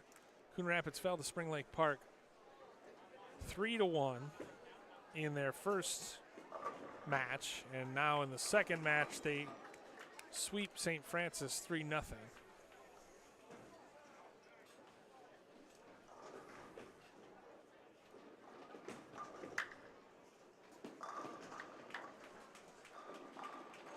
Another strike racked up by Kopp.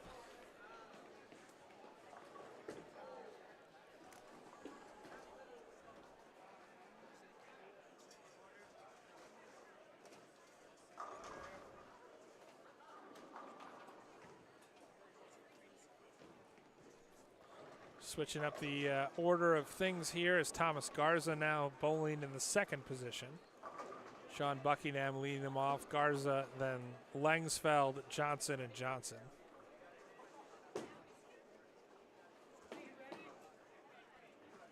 It is unique to watch Coon Rapids with the amount of two-handed bowlers.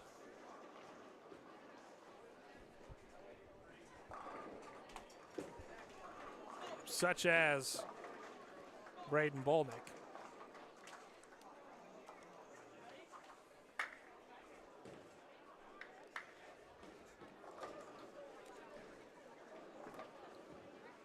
Carmen Lengsfeld in the final, in the fifth position initially, now bowling second.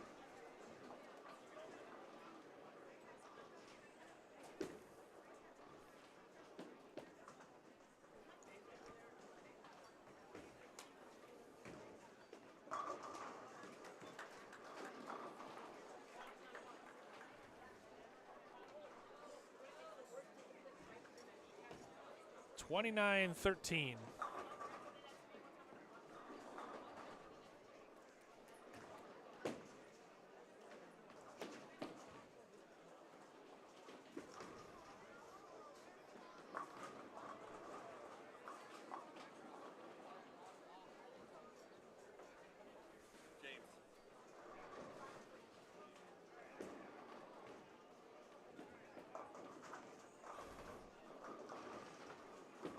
Matt Vagley leaves a couple. Good battle going on here with Andover as they've collected a couple strikes to start things.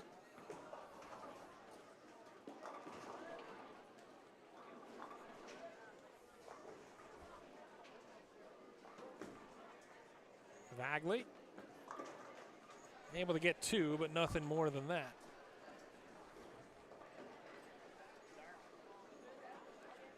Coon Rapids High School Principal Jeff Pena joined us, as well as Activities Director Jeff Thompson. John Pena, rather. And Jeff Thompson joined us in the beginning. In the first match, in case you just joined us, SLP won it 3-1 over Coon Rapids. Cardinals were able to get one when they won 180 to 163, but otherwise SLP was strong. That said, Coon Rapids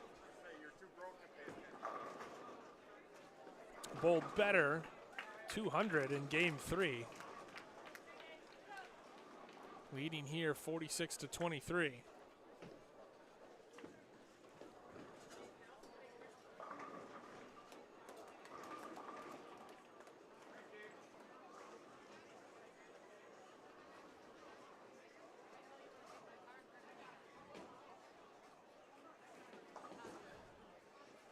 Nikolai Hirmasaki, and picks up his spare.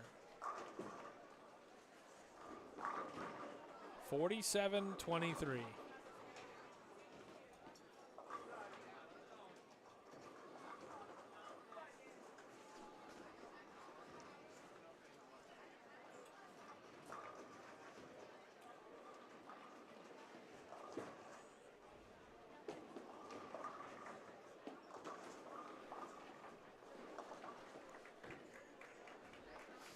Rob DeVries now in his 10th season.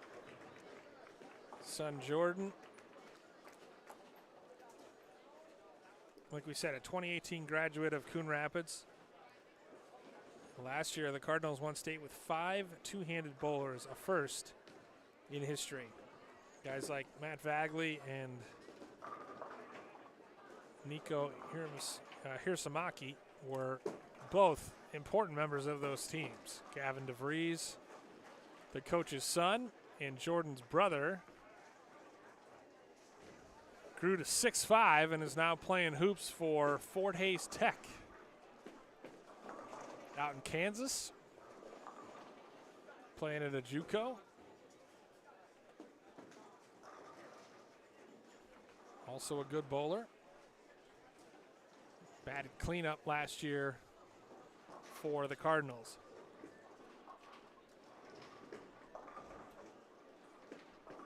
$65-35.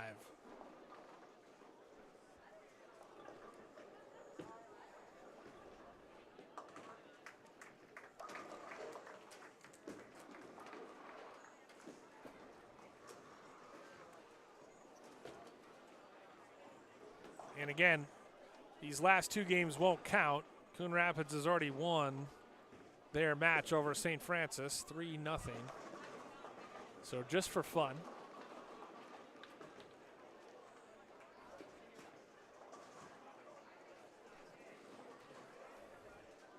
Sean Buckingham has been so close to picking up the spare.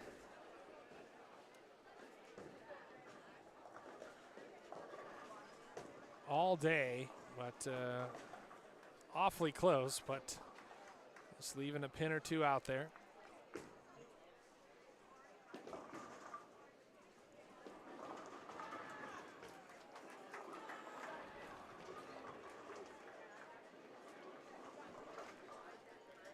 Mason Kopp, whose high game is 279. Here Masaki has bowled a couple 300 games. And Kopp gets his spare.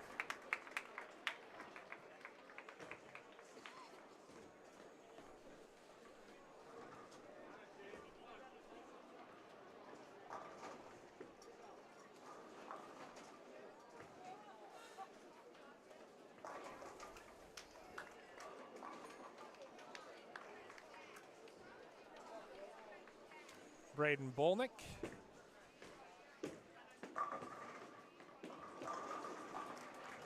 With a strike of his own.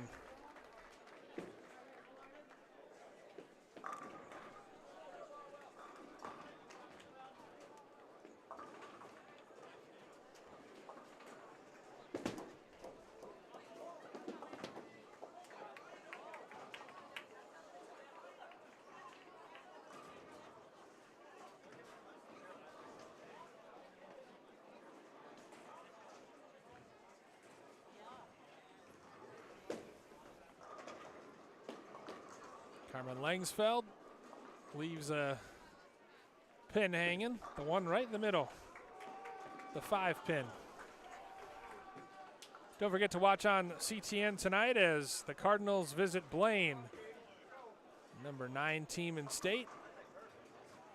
Coon Rapids looking to pick up its first win of the season.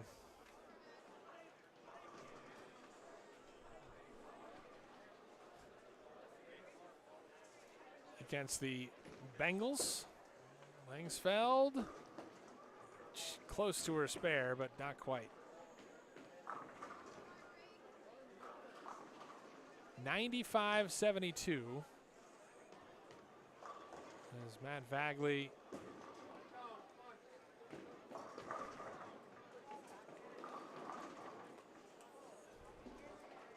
frustrated.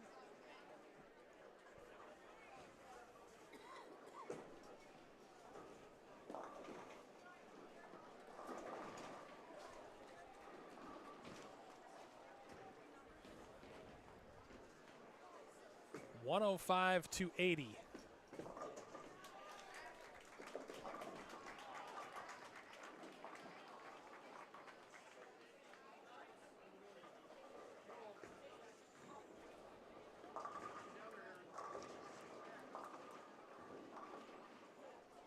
Isaiah Johnson.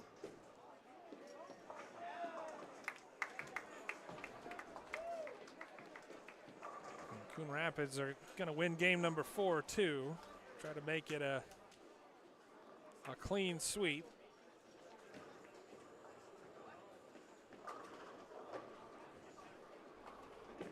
So we'll have one more game left to play. And Masaki with his 5th strike of the match.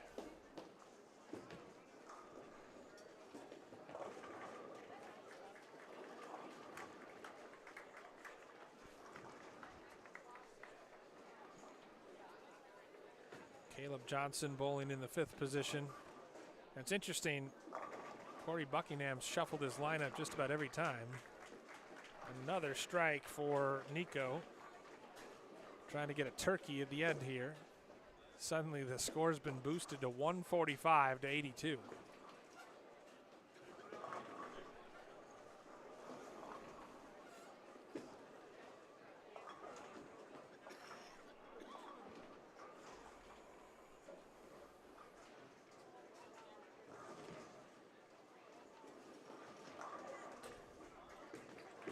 Can he get the turkey? He can. Nico Hersamaki. Outstanding. 3 straight strikes here to end. And he's now got 7 for the game, and what a finish. 155-86. Their lowest score today, but still an impressive finish to even get there. So we'll do one more. Coon Rapids has won 4 of the 5. Looking to make it a clean sweep.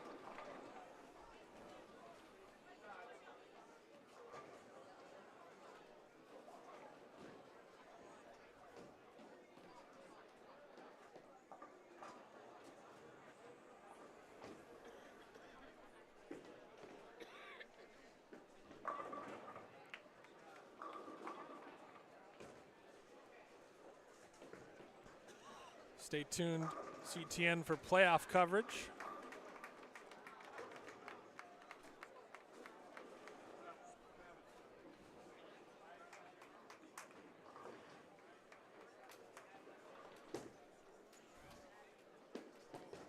on CTN all throughout the month of October.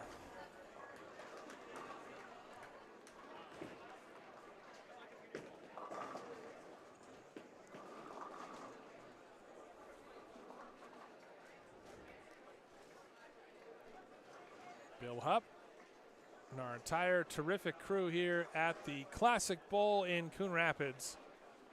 Cardinals dropped a tough one to a very good Spring Lake Park team, 3-1, 3 games to 1 in the first match. But in the second match, they've gone 4-0 against St. Francis.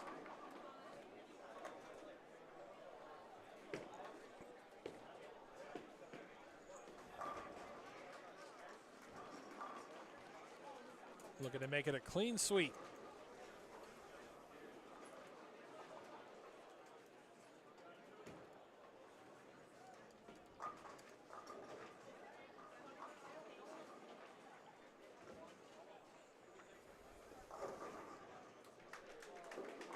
Mason Kopp.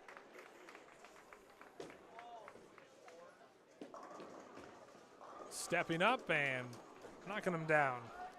5th strike of the match for Kopp.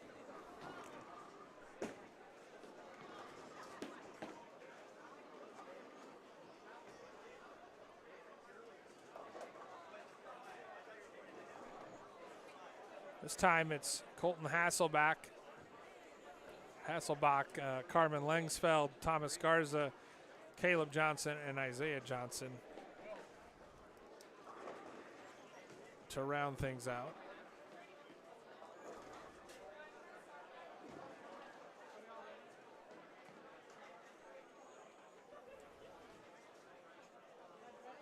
Lengsfeld wearing number 5 on the jersey.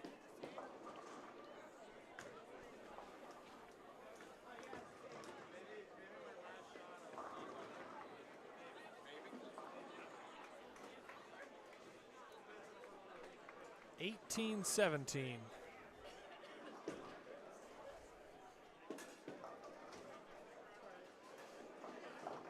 As Brandon Bolnick leaves a couple left. Spring Lake Park led by Coach Mike Devine, won state in 2022. Won the JV state championship in 2022 as well. Coach Devine's daughter was one of the leaders of the team, and now she did bowl at St. Ambrose and then transferred to Wisconsin Whitewater for her last 2 seasons. She's the NCAA team. 30-20 as Bolnick unable to pick up that spare.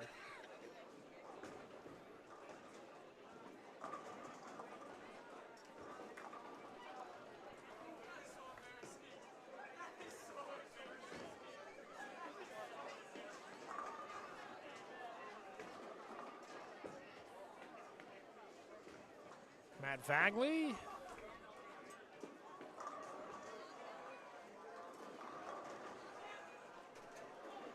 Leaves the 8-pin hanging as Caleb Johnson steps up.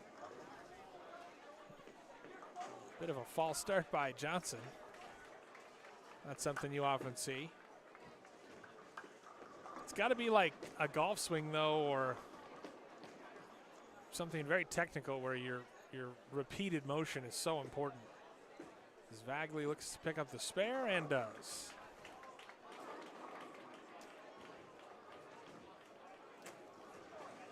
(40-26).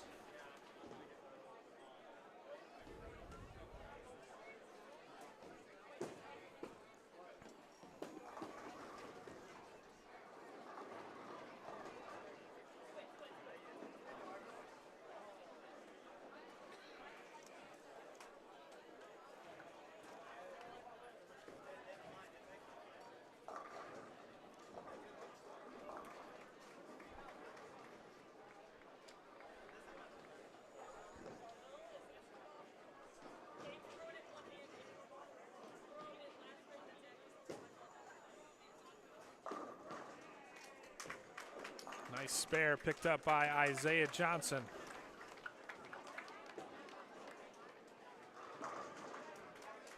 And Nico with another strike.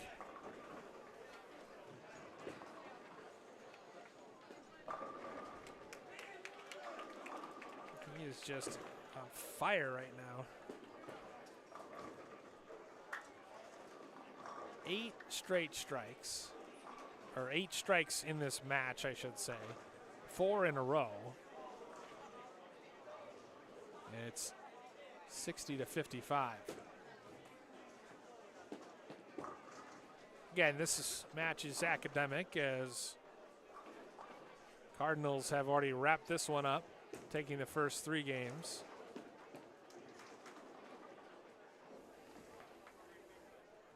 Hard to believe that when Coach DeVries took this program over a decade ago, it was almost going extinct.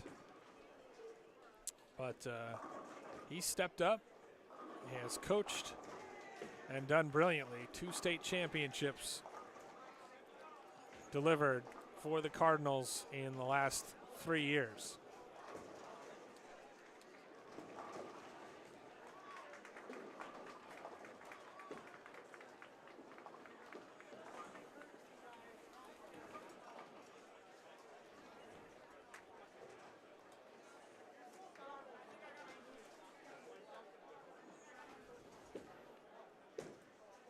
Mason Kopp somehow does not get the strike.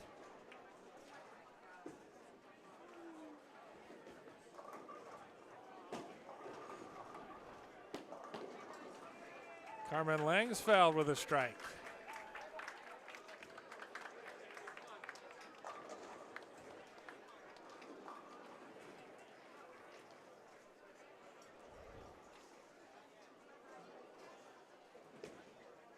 As Kopp unable to pick up the spare.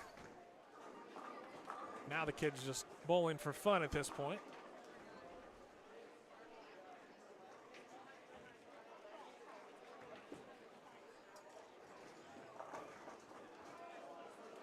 Garza very close to picking up a strike for St. Francis. They're bowling better. 86-83 as we near the last 3 frames of this one.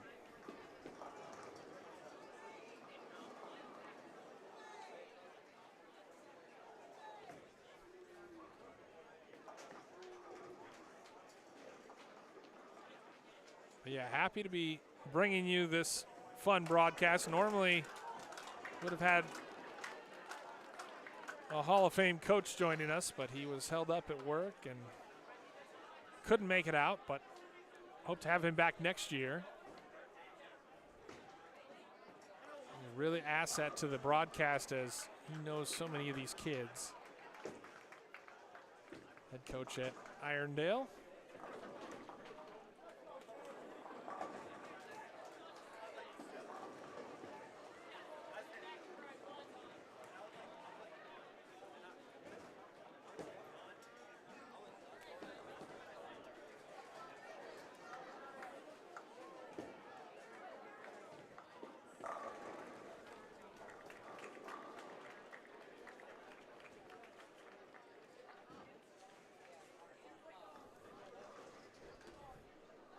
Caleb Johnson stepping up for St. Francis.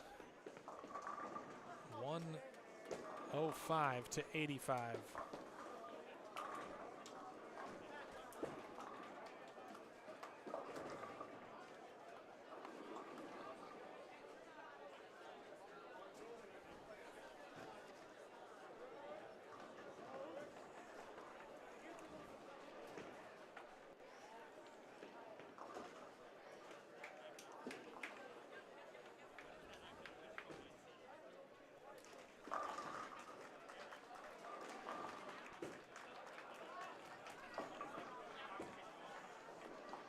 Isaiah Johnson with a little bit of work to do. One last chance for Nico Hersamaki. His team in command.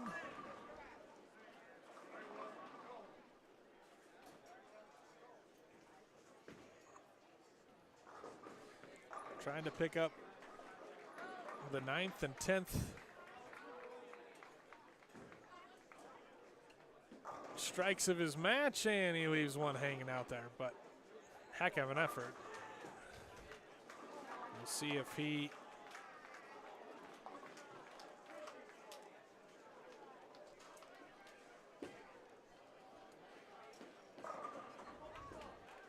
is able to pick up that spare, and he is, so he will get one last chance at another strike.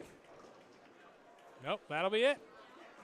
144-101, handshakes all around, and that'll do it for us here at Classic Bowl in Coon Rapids. For producer Mike Peterson, our camera guys Matt and Luke, I'm Bill Hupp saying good evening from Classic Bowl in Coon Rapids. Cardinals fall 3-1 in the first match to Spring Lake Park, but they rebound nicely with a 3-0 clean sweep of St. Francis in the nightcap. Thanks for watching this exclusive presentation of Coon Rapids Cardinals Athletics on CTN.